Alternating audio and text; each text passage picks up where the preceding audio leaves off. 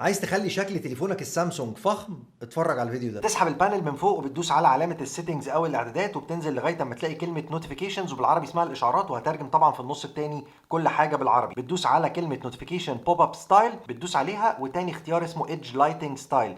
لما بتدوس عليه بتلاقي الاشعارات بتظهر لك بالطريقه دي، وانت هنا على نون في البيسك اللي بيخلي التليفون يظهر الاشعار بالشكل ده، او تختار الويف او تختار البابل والروش جدا اللي بالشكل ده، بتلاقي الاشعار بتاعك ظهر بالطريقه دي. تقدر طبعا تتحكم في الالوان من هنا، وتتحكم كمان في الحجم وتخن الخط من المكان اللي انت شايفه اللي هي كلمه ادفانس اللي موجوده في الاخر. ولو تليفونك بالعربي هتلاقيها كلمه الاشعارات اهو زي ما قلنا، وبعد كده بتخش على نمط الاشعار المنبثق بتدوس عليه، وتاني اختيار اللي هو نمط الاضاءه الجانبيه. هو هنا معمول على لا شيء، برضو تقدر تغير في الاشكال زي ما انت شايف كده، والروش جدا اللي عاجبني اللي ملون من كل حته ده. بس بقى يا سيدي، وانا تامر، وفي الاخر بقى ما تنساش تعمل سيف الفيديو، شير مع اصحابك، فولو عشان تشوف الحاجات الجديده.